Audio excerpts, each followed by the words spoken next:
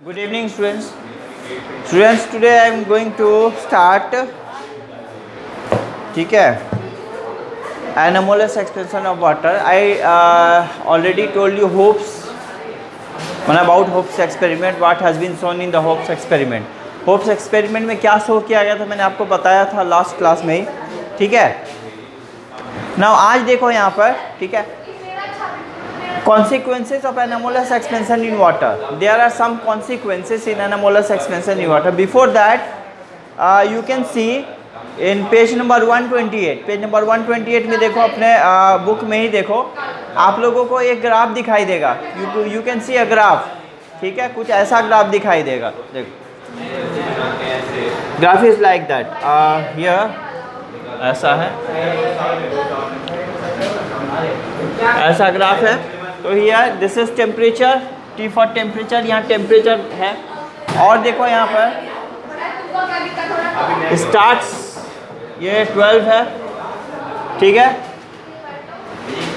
41 T1 temperature. मतलब किसके लिए बोल रहे, तो होप एक्सपेरिमेंट जो दिखाया था मैंने, नीचे का जो थर्मामीटर लगा हुआ था ना, उस ऊपर जो लगा हुआ था उसके लिए, और T1 है ना. तो वहाँ पर देखो क्या दिखाया था, वहाँ दिखाया था, देखो 12 से 12 क्या था, रूम टेम्परेचर है. This is room temperature, this is room temperature, है ना. तो हो क्या रहा है, देखो ये टेम्परेचर फॉल करेगा, फॉल कर रहा है,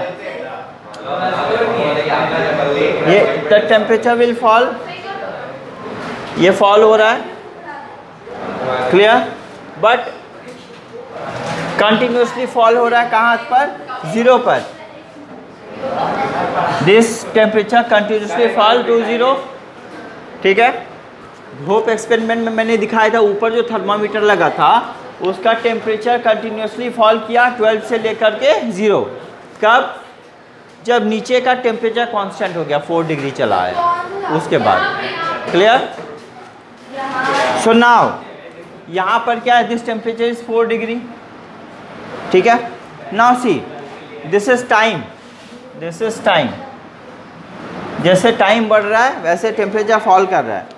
and this temperature in degree C, this temperature in degree Celsius, ठीक है. एक ग्राफ ऐसा है, दूसरा ग्राफ आप देख पाओगे, ठीक है, दूसरा ग्राफ ऐसे देख पाओगे, ठीक है. नाउ या फिर ऐड कर लो पेज, यहाँ पर दूसरा ग्राफ देखोगे ऐसा है. Here temperature in degree C, this is temperature in degree Celsius, ठीक है. इस केस में क्या हुआ था, इस केस में देखना, temperature it is time, it is time.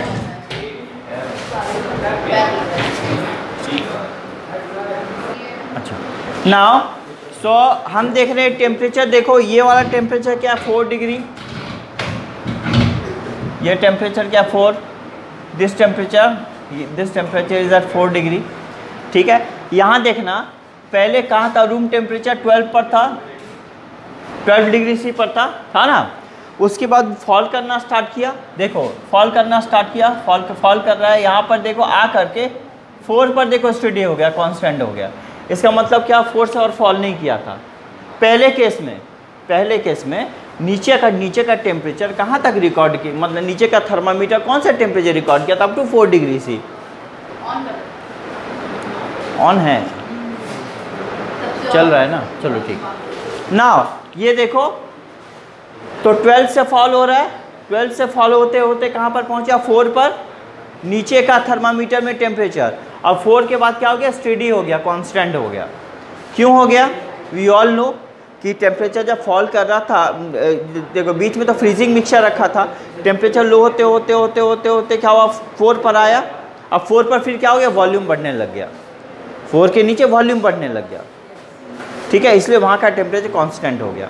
जब वहाँ का टेम्परेचर कांस्टेंट हो गया, तब पहले वाले केस में देखो ये टेम्परेचर कंटिन्यू फॉल करके 0 तक पहुँच गया. क्लियर.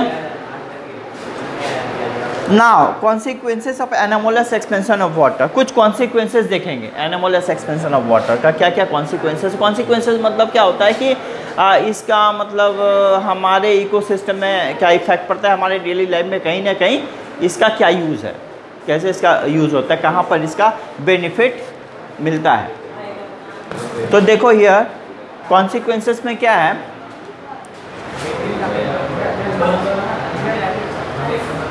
देखिए anomalous expansion of water helps in preserving aquatic life during very cold weather. देखो अब देखना होता क्या, जब ऐसा कोल्ड कंट्री जहाँ पर वेदर एकदम ठंडा होता है, बहुत ठंडा होता है, वहाँ आप एक बात है माने केयर करोगे कि ऊपर का जो लेयर होता है ना, पानी का ऊपर का लेयर, वहाँ देखो आइस जम जाता, आइस फ्रोजन एकदम आइस हो जाता, पर नीचे वाटर। सरप्राइज है ना, ऊपर आइस है नीचे वाटर, और वहाँ एक्वाटिक लाइफ सर्वाइव कर रहे हैं। ये कैसे हो रहा है, उसी चीज़ को हम डिस्कस करेंगे थोड़ा सा, दैट इज रिटन, पर थोड़ा सा हम उसको डिस्कस करेंगे।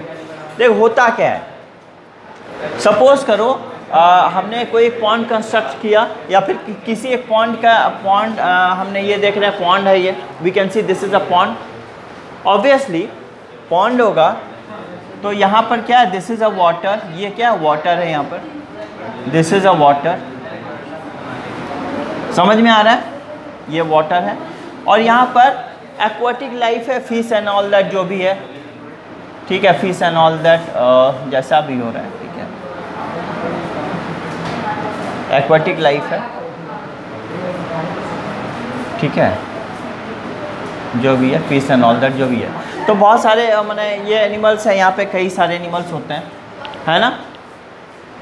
अब होता क्या है, ठंडे कंट्री में, ठीक है, टेम्परेचर जो है फॉल करता है, ठीक है। अब आप जानते हो जब टेम्परेचर फॉल करेगा, मान लो 12 पर है, या उसके मतलब 4 के ऊपर टेम्परेचर है, मतलब 10 है, 12 है, 15 है, जो भी आप मान के चलो, सपोज करो टेम्परेचर है 10 पर, 10 डिग्री सी पर।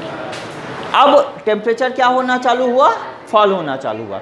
तो सबसे पहले बताओ किस रीजन का वाटर कॉन्ट्रैक्ट करेगा। देखो जो भी होता है 4 के नीचे होता है, बट 10 के नीचे क्या होगा, नॉर्मल कॉन्ट्रैक्शन होगा,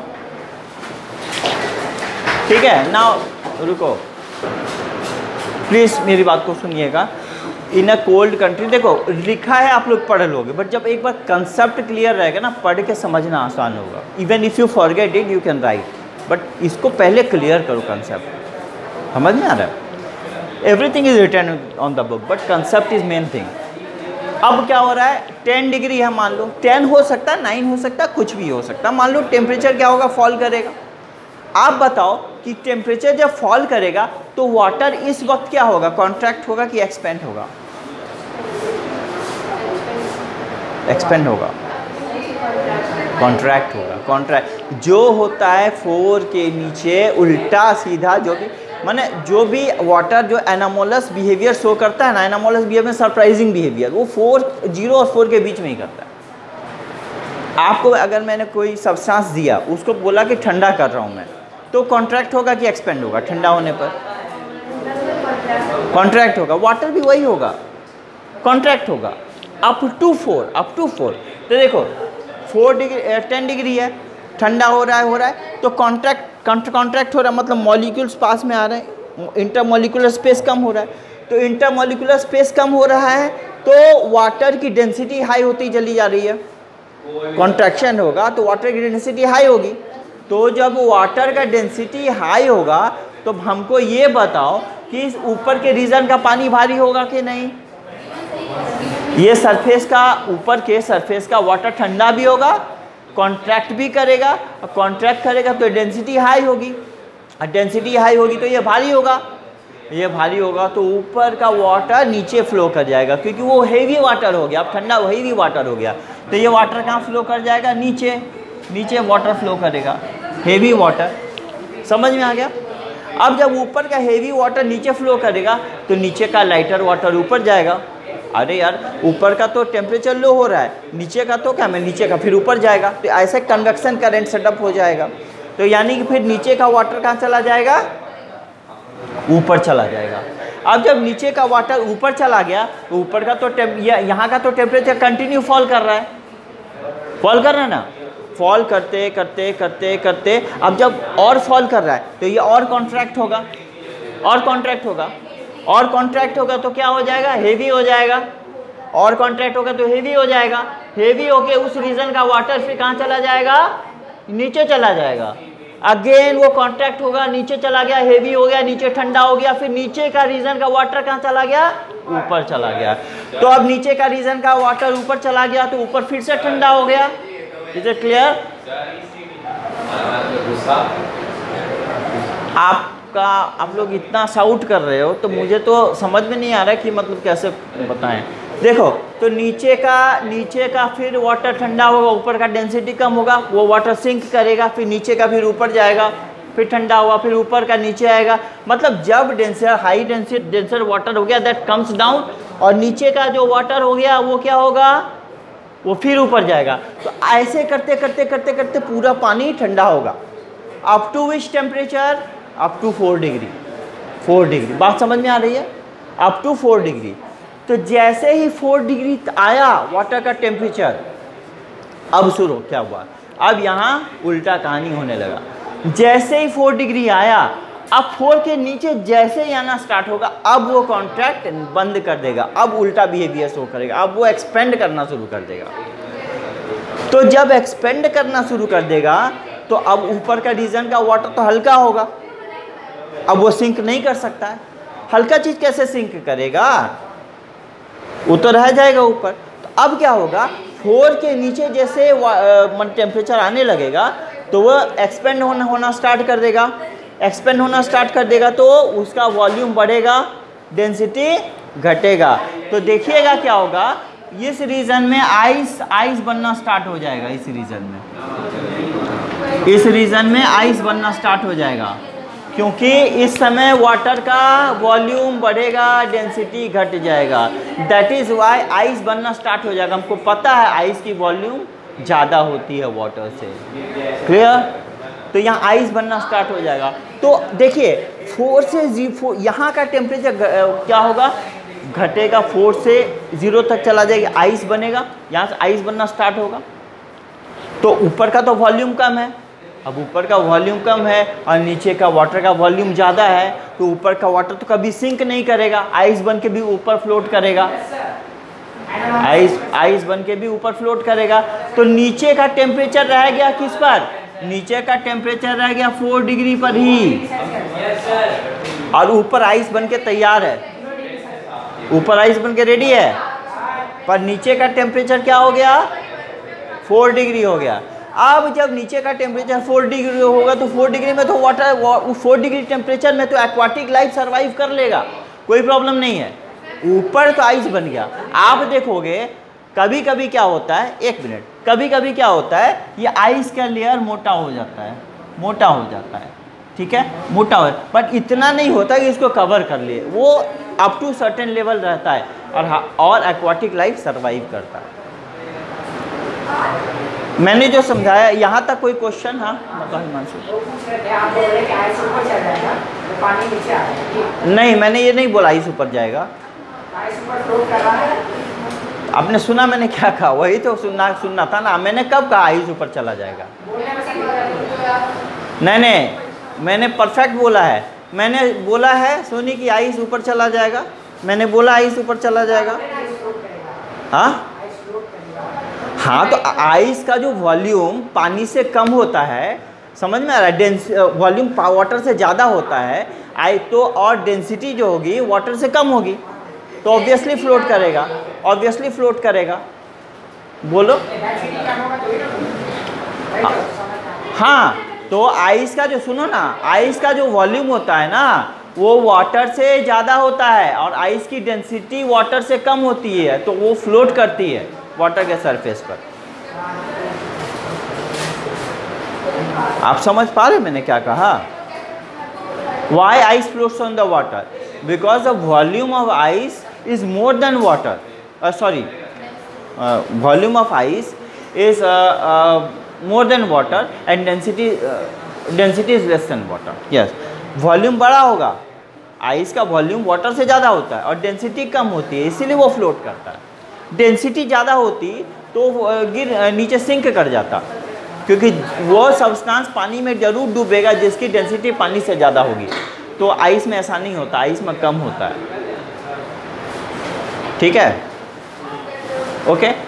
देखो हिमांशु, एक मिनट मैं आपके लिए एक बार रिपीट कर देता हूँ, ठीक है, ध्यान से सुनिएगा। ठंडा कंट्री रीजन है, एक बार खाली कंसंट्रेट करो इधर। ठंडा रीजन है, कोल्ड रीजन है।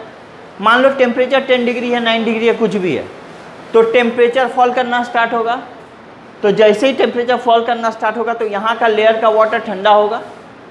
ठीक है, आपको पता है जब हम कोई सब्सटेंस ठंडा होता है तो उसका इंटरमोलिकुलर स्पेस कम होता है, कॉन्ट्रैक्ट होता है। तो जब ये पानी कॉन्ट्रैक्ट होगा तो उसका डेंसिटी बढ़ेगा, डेंसिटी बढ़ेगा तो हेवी हो जाएगा, और हेवी वो वाटर हो जाएगा तो वो वाटर नीचे जाएगा, और यहाँ के वाटर का जगह लेने के लिए इधर से वाटर चलाएगा ऊपर। फिर ये जो यहाँ से जो वाटर गया वो फिर से ठंडा होगा, क्योंकि टेम्परेचर तो लगातार फॉल कर रहा है।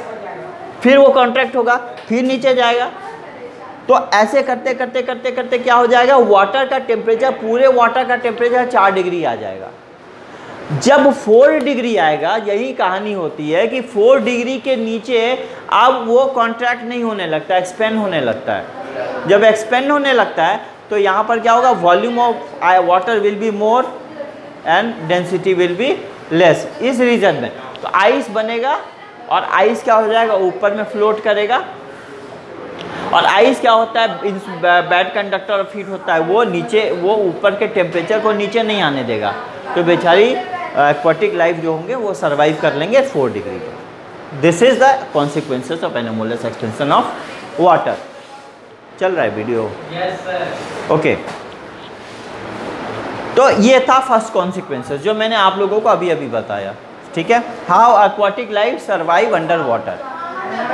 ठीक है, हाँ हाँ, उसके बाद ठीक है, same thing is written.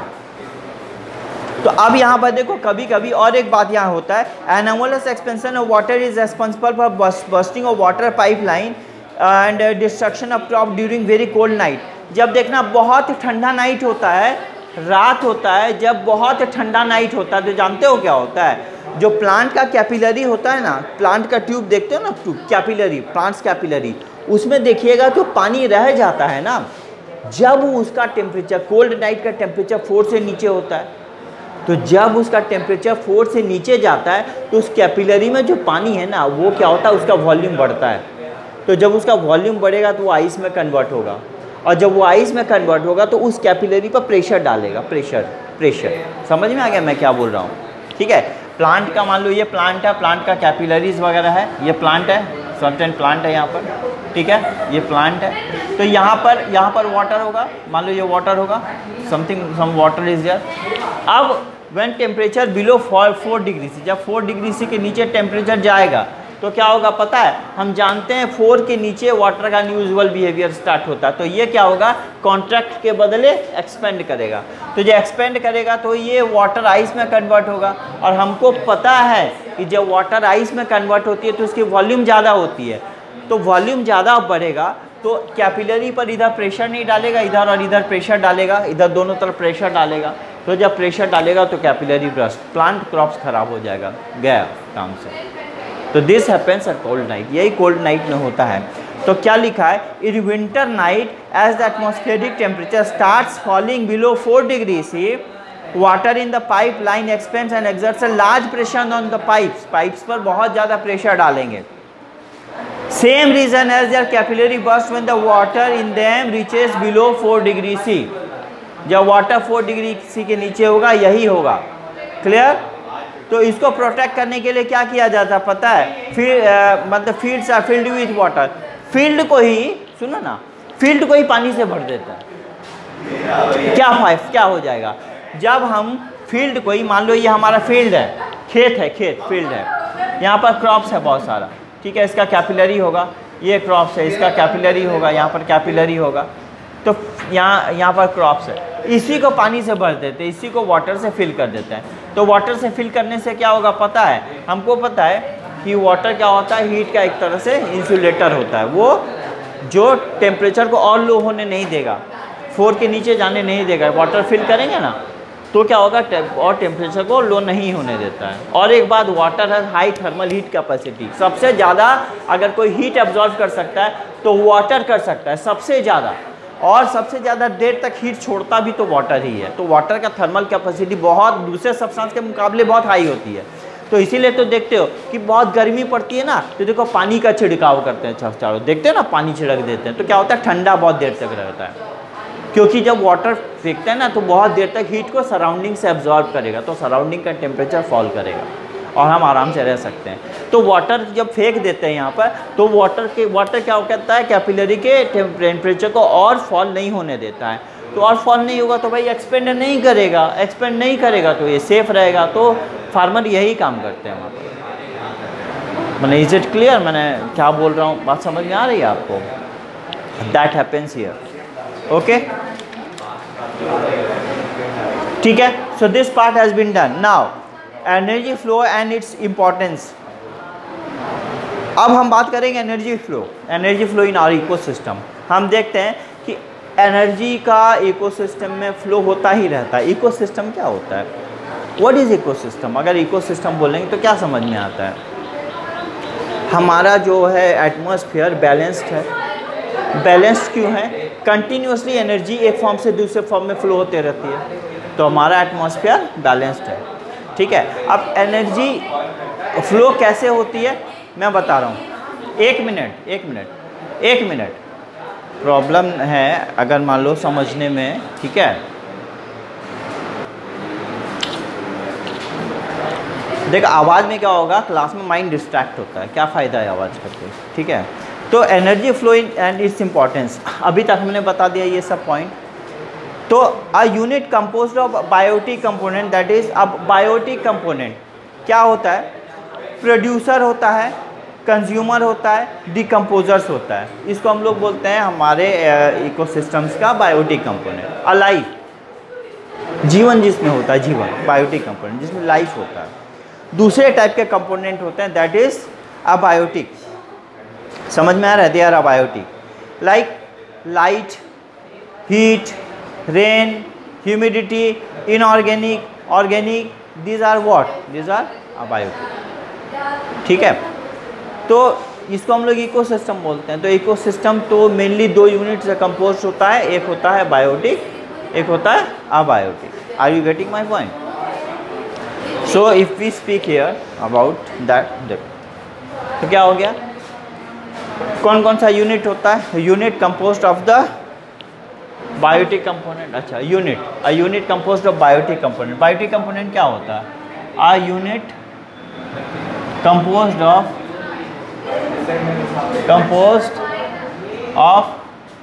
Biotic component.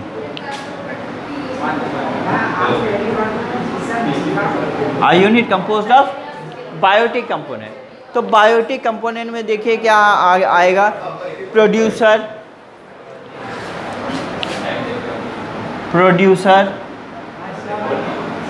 ठीक है। प्रोड्यूसर के बाद आएगा आपका कंज्यूमर। प्रोड्यूसर मतलब जो बनाते हैं, कंज्यूमर मतलब जो कंज्यूम करते हैं।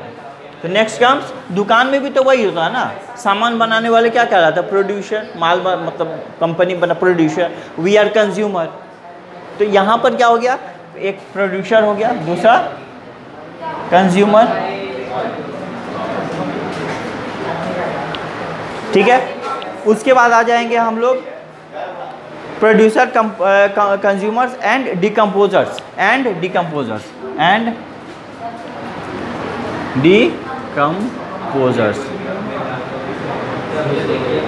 आप जानते हो अगर हम ब्रैकेट के अंदर लिखें तो प्रोड्यूसर मेनली क्या होता है? ग्रीन प्लांट्स,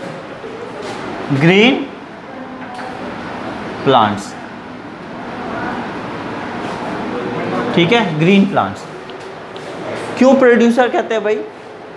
क्योंकि वो देखो फोटोसिंथेसिस का यूज़ करते हैं, फोटोसिंथेसिस प्रोसेस का यूज़ करते हैं। उस प्रोसेस में सन की लाइट का यूज़ करते हैं, कार्बन डाइऑक्साइड एटमॉस्फेयर से लेते हैं, वाटर लेते हैं, मिनरल्स, ये सारी चीज़ें ले करके क्या प्रिपेयर करते हैं, फूड प्रिपेयर करते हैं, ठीक है। और फूड में जो है एनर्जी जो होती है स्टोर कर दी जाती है, मतलब वो फूड में एनर्जी स्टोर करते हैं, किस फॉर्म में, केमिकल एनर्जीज के फॉर्म में स्टोर करते हैं। तो वो क्या करते हैं, ये बनाते हैं, ये फूड्स ये सब बनाते हैं, समझ में आ रहा है। ये फीड नहीं करते किसी को, ये खुद फूड्स बनाते हैं, समझ में आ रहा है। तो इसीलिए इसको बोलते हैं प्रोड्यूसर ग्रीन प्लांट्स, क्योंकि वो पैदा ही करते हैं, प्रोड्यूस ही करते हैं, वो कंज्यूम नहीं कर सकते, ठीक है। कंज्यूमर्स लेवल में हम कौन आता है, कंज्यूमर्स लेवल में हम लोग आते हैं, ह्यूमन बीइंग्स, छोटे और एनिमल्स होते हैं, ठीक है। तो कंज्यूमर्स क्या होता है, खाने वाले, किसको खाने वाले, प्रोड्यूसर को खाने वाले। और कंज्यूमर्स को भी हम लोग, कंज्यूमर्स को भी अगर हम लोग डिवाइड कर दें तो कंज्यूमर्स में भी तो टाइप आ गया ना, कंज्यूमर्स तो कुछ ग्रीन प्लांट्स को खाएंगे, कुछ प्लांट को भी खाते हैं, एनिमल को भी खाते हैं, और कुछ केवल एनिमल को खाते हैं, होता है ना। तो एक तो हो गया आपका हर्बीवोरस,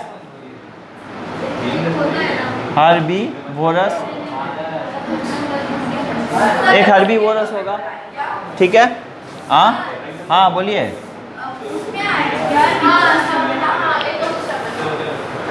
इकोसिस्टम, उसके बाद ठीक है, दूसरा क्या होता है, कार्निवोरस,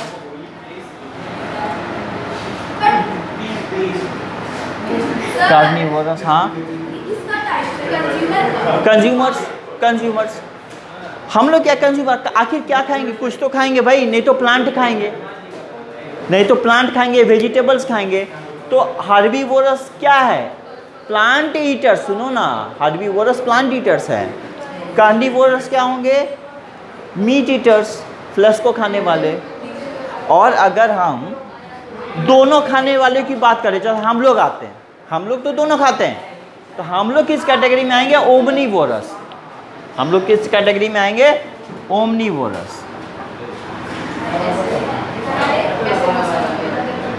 समझ में आया। तो कंज्यूमर में इस कैटेगरी का, ये कैटेगरी होता है, आप समझो बात को, ये कैटेगरी होता है, plant eater, flesh eater, both, दोनों खाने वाले, ठीक है। तो ये कंज्यूमर्स में आता है, ठीक है। अब डिकम्पोजर्स में क्या आएंगे, डिकम्पोजर्स में आएंगे, मान लो कि छोटे माइक्रो ऑर्गेनिज्म। आप देखोगे कि जब कोई एनिमल डेड कर जाता है, कुछ भी मर जाता है, सड़ जाता है, तो उसको डीके कर, देखो कुछ दिन बाद देखो सड़ जाते हैं। आज एक मान लो कि स्ट्रीट डॉग मर गई, तो देखना 1-2 दिन बाद उसका बॉडी डीके होता है। आखिर वो करता कौन है, हम लोग तो करते नहीं है, वो एटमॉस्फेयर में प्रेजेंट छोटे माइक्रो ऑर्गेनिज्म करते हैं। क्या करते हैं, उसके बॉडी को डिकम्पोज करते हैं, सड़ा देते हैं, डीके कर देते हैं। तो ऐसे माइक्रो ऑर्गेनिजम्स को बोलते हैं डिकम्पोजर्स, दे आर डिकम्पोजर्स, ठीक है। तो ये इसका मेन रोल क्या है, रेस्पॉन्सिबल फॉर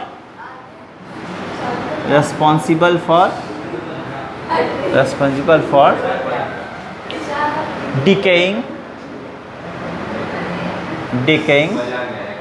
ऑफ डेड, देखो यहाँ जगह नहीं, मैं एरो देके नीचे लिख देता हूँ, डेड ऑर्गेनिज्म।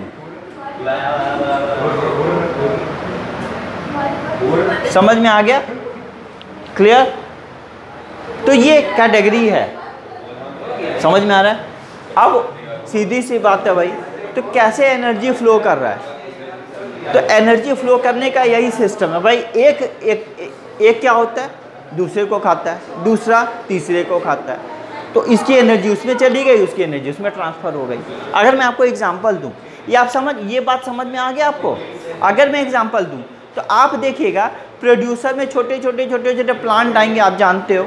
आखिर खाएंगे उसको कौन, खाने वाले देखो प्राइमरी कंज्यूमर हो सकते हैं, छोटे मोटे कीड़े मकोड़े होते हैं जो प्लांट को भी ईट करते खाते हैं। तो वो क्या होता है, वो कहलाता है प्राइमरी कंज्यूमर्स। यानी कि ग्रीन प्लांट को फर्स्ट स्टेज में खाने वाले, पहले स्टेज में खाने वाले वो कौन है, प्राइमरी कंज्यूमर्स। बात को समझिएगा, प्राइमरी। तो उसको छोटे कीड़े मकोड़े खा सकते हैं, या नहीं तो हम लोग भी डायरेक्टली खा सकते हैं। तो फर्स्ट कंज्यूमर मतलब प्राइमरी कंज्यूमर, समझ गया है। तो ये प्राइमरी कंज्यूमर आ गए। जैसे आप बुक में देखोगे तो एक क्रिल है, छोटा सा इंसेक्ट है। उसके बाद आ जाएंगे सेकेंडरी कंज्यूमर्स। अब छोटे मोटे कीड़े मकोड़े को भी मान लो एक फिश खा जाती है, तो प्लांट की एनर्जी उस छोटे से क्रिल में चली गई, कीड़े में चली गई, उसने प्लांट को खाया, उसकी एनर्जी उसमें ट्रांसफ़र हो गई। अब क्या हुआ, क्रिल को खाता है फिश, मछली, तो उसकी एनर्जी फिश में चली गई, तो हुआ ना एनर्जी फ्लो, फिश में चली गई।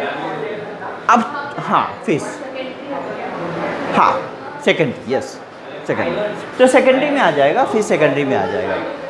अब फिश को खाएंगे तो फिश को खाने के लिए बड़े से फिश होते हैं, फिश को भी छोटी छोटी मछलियों को बड़ी मछलियां खाएगी, तो टर्शियरी लेवल का कंज्यूमर वो क्या हो गया, टर्शियरी कंज्यूमर हो गया। समझ में आ रहा, that is called tertiary consumer. उसके बाद उसको खाने वाले क्या होते हैं, ह्यूमन बींग्स आ जाएंगे। उसके बाद उसको खाने वाले ह्यूमन बींग्स आ जाएंगे। तो हम लोग का ऐसे करते करते करते करते करते एनर्जी कहाँ ट्रांसफ़र हो गई, अल्टीमेटली ह्यूमन बींग्स में। तो ह्यूमन बींग्स एक तरह से माना जाता है लास्ट स्टेज का कंज्यूमर, क्योंकि अब इसको खाने वाले अभी तो ऐसे बोलते नहीं है ना, होता है क्या, हम लोग को कोई पकड़ के खा जाता है क्या, नहीं ना। तो ह्यूमन, हम लोग एक्चुअली लास्ट कंज्यूमर। बट फिर हम लोगों की एनर्जी कैसे, हम लोगों के अंदर जो एनर्जी है वो कैसे, वो भी ट्रांसफ़र होता है ना। हम लोग तो डिफरेंट वर्क करते हैं, बहुत सारा वर्क करते हैं, तो कुछ एनर्जी ऐसे यूटिलाइज, लेकिन जब हम लोग कभी ना कभी कोई ना कोई माने ह्यूमन बींग्स डेड होता है, डेड होगा तो क्या होगा, उसका भी बॉडी का कुछ ना कुछ सॉइल में मिलेगा, नहीं मिलता है, फिर वहाँ भी प्लांट ग्रो करेगा, वापस से रिटर्न टू द कम्स, माने समझ में आ गया। So this is what happens here, यही होता है यहाँ पर, ठीक है। अब लोग बात समझ गए। अब यहाँ पर देखो, ठीक है, तो energy needed for all biotic, जितनी बायोटिक एक्टिविटी है, ठीक है, सबके लिए एनर्जी इसकी ज़रूरत पड़ती है। Energy needed for all biotic activities, समझ में आया, क्लियर। जितने बायोटिक एक्टिविटी है सबके लिए एनर्जी की ज़रूरत पड़ती है, ठीक है, नहीं तो एग्जिस्ट नहीं कर पाएंगे हम लोग, ठीक है। तो existence of living beings we are all the living beings, ठीक है, जैसे प्लांट भी हो गए, एनिमल भी हो गए, ह्यूमन भी हो गए, ये डिपेंड करते हैं एनर्जी फ्लो के ऊपर, समझ में आ गया। तो जब तक उनमें एनर्जी फ्लो नहीं होगा तो सर्वाइव नहीं करेंगे। कैसे फ्लो होता है मैंने अभी बताया थोड़ी देर पहले, ठीक है। जो बोला most significant source of energy for all ecosystem is sun. सब में एनर्जी फ्लो होती है, बट मेनली कहाँ से आती है, सन से। सन नहीं होगी, फोटोसिंथेसिस बंद, प्लांट कहाँ से फूड प्रिपेयर करेंगे, प्लांट का फूड प्रिपरेशन बंद, हम लोग कहाँ से सर्वाइव करेंगे, we depend on the plant, ठीक है। तो हाँ, अगर कोई सर्वाइव, कोई लाइफ ही नहीं रहेगी ना, तो मेन सोर्स इज सन। तो आज अब यहाँ एक सबसे बड़ी बात होती है, एनर्जी सन से आती है, ठीक है, डिफरेंट वेज में यूटिलाइज हो जाती है। तो लगभग 56 से 60% इंसिडेंट जो लाइट होता है, ठीक है, वो एटमॉस्फेयर एब्जॉर्ब करता है। 10% जो होता है वो यूटिलाइज हो जाता है वाटर हीट करने में, ठीक है। 8% यूज हो जाता है वो जो कि प्लांट पर फॉल करता है। आप समझ रहे मेरी बात को, सन से तो 100% एनर्जी आएगी, ठीक है। उसमें कुछ यूजफुल होगा, कुछ हार्मफुल होगा। कुछ हार्मफुल रेडिएशन एब्जॉर्ब हो जाएगा कहाँ, ओजोन लेयर एब्जॉर्ब कर लेगा, ठीक है, हार्मफुल रेडिएशन। कुछ क्या होगा, उसका एनर्जी का कुछ पार्ट डस्ट पार्टिकल पर स्ट्राइक करके स्कैटर हो जाएगा, इधर उधर छितरा जाएगा। डस्ट पार्टिकल भी तो है हमारे एटमॉस्फेयर में, कुछ एनर्जी कोई पार्टिकल एब्जॉर्ब कर लेगा, तो बचा कुचा जो एनर्जी है 50 to 60% वो क्या होता है, एटमॉस्फेयर में आती है, समझ में आ गया, ओके। और 10% जो होता है पानी को हीट वीट करने में यूज़ कर लिया जाता है, ठीक है। उसके बाद 8% प्लांट पर फॉल होती है, और प्लांट जो एनर्जी, उस 8% एनर्जी का ज़्यादातर प्लांट एनर्जी, 8% जो एनर्जी प्लांट पर फॉल होती है ना, उसका ज़्यादातर प्लांट यूज़ करता है, और केवल 0.02% फोटोसिंथेसिस में यूज, समझ लो फोटोसिंथेसिस में केवल 0.02% यूज़ हुआ, ठीक है। कितना एनर्जी चला गया हमारे एटमॉस्फेयर में। 50% तो ऐसे ही गया, उसमें से कुछ हार्मफुल रेडिएशन होता है, कुछ डस्ट पार्टिकल स्कैटर करता है, कुछ एब्जॉर्ब कर लिया जाता है, बाकी बचे कितने 50% के आसपास वो फॉल किया। उसमें से भी 10% कुछ एनर्जी होती है वाटर को हीट करने में चली जाती है, कुछ एनर्जी कहीं चली जाती है, 8% एनर्जी प्लांट पर फॉल करती है। उसका भी ज़्यादातर प्लांट क्या करता है, यूटिलाइज करता है, ठीक है, एब्जॉर्ब कर लेते हैं, और 0.02% ही यूज़ किया जाता है फोटोसिंथेसिस में। समझ में आ गया? Plant are called producers, photosynthesis use करके फूड हमारे लिए बनाएंगे, दे आर कॉल्ड प्रोड्यूसर्स। समझ में आ गया? Now come the food chain. Food chain हमने आपको अभी बताया, फूड चेन तो अभी हमने आपको डिस्कस किया, व्हाट इज़ फूड चेन, ठीक है। अब एनर्जी फ्लो, ठीक है, we can see the chart here. हम लोग यहाँ पर चार्ट देख सकते हैं, ठीक है। ये चार्ट बताता है एनर्जी फ्लो का। आप देखो बुक में, समझ में आ जाए, इफ़ यू हैव बुक, नहीं है, ओके। शोइंग, ठीक है, showing, and then I will explain it now. यहाँ पर हम लोग क्या देख रहे हैं, हम लोगों को जो एनर्जी यूज़ करता है, हम लोग को जो एनर्जी मिलता है ना, उसका हम लोग कुछ पार्ट, ठीक है, फूड के डाइजेशन में हम लोगों का कुछ पार्ट बॉडी यूज़ कर लेता है, कुछ एनर्जी हम लोग रेस्पिरेशन में यूज़ करते हैं। इसमें रेस्पिरेशन में एनर्जी नहीं लगती ना, कुछ एनर्जी रेस्पिरेशन में यूज़ होता है, कुछ एनर्जी बॉडी सिस्टम यूज़ करता है। आपका सेल, हमारा सेल एनर्जी यूटिलाइज नहीं करता बिना, समझ में आ रहा है? आपके हमारे अंदर एनर्जी है, then we are able to perform some work ना। तो जो एनर्जीज हमें मिलती है उसका कुछ पार्ट डाइजेस्टिव सिस्टम, फूड को डाइजेस्ट करने में यूज़ कर लेते हैं, कुछ पार्ट रेस्पिरेशन में यूज़ हो जाता है, अब कुछ पार्ट क्या होता है बॉडी के ग्रोथ एंड डेवलपमेंट में यूज़ होता है। मतलब सारा का सारा एनर्जी एक ही जगह नहीं खर्चा हो जाता है। तो यहाँ क्या हो, पार्ट दिखा रहा है एनर्जी का, एक्सपेंस पार्ट दिखा रहा है। जैसे इतना एनर्जी पूरा का पूरा मिला, इतना एनर्जी अदर एक्टिविटीज़ में चली जाएगी। कितना? 11,977 दूसरे एक्टिविटीज़ में चली जाती है। बचा कुछ एनर्जी ये होता है, जैसे 20 में इतना चला गया तो 8833 के आसपास बचा ना, वो एनर्जी जो होता है यूज़ कर लिया जाता है। अब ये जो एनर्जी जो बचा, इसका भी कुछ पार्ट दूसरे एक्टिविटीज़ में खर्चा होगा, और कुछ पार्ट हर्बीवोरस खर्च करेंगे, कुछ पार्ट हर्बीवोरस यूज़ करेंगे। समझ में आ रहा है? तो जो एनर्जी हमें मिलती है वो एनर्जी टोटली किसी एक एक्टिविटी में यूज़ नहीं हो जाती है। समझ में आ रहा है? और हाँ, और एक सबसे बड़ा बात, आई विल डिस्कस इट, और एक इस बात आपको बता देता हूँ कि, हाँ बोलिए। याद बहुत ज़रूरी नहीं है, इस चीज़ को समझ लो आप, ठीक है। आई विल एक्सप्लेन। अगर इफ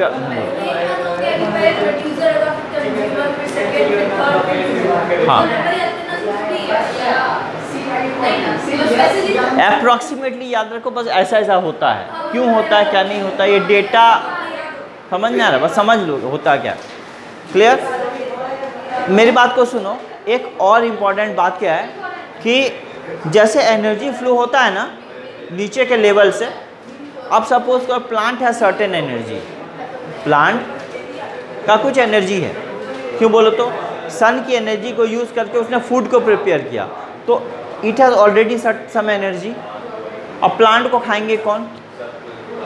छोटे छोटे क्रिल एंड ऑल दैट। आपको पता है प्लांट की एनर्जी केवल 10% वो यूज़ कर पाएगा। यस, प्लांट की एनर्जी का 10% वो यूज़ करेगा। क्लियर? बाकी एनर्जीज गई अदर एक्टिविटीज़ में, 10% वो यूज़ करेगा। समझ में? अब क्या हुआ, 10% उसमें स्टोर है, अब उसको खाने वाले कोई छोटे फिश हो गए, अब फिश क्या करेगा, फिश भी 10% एनर्जी को यूज़ करेगा। हाँ, I will explain it once again, not a problem, ठीक है। चलो, थैंक यू सो मच।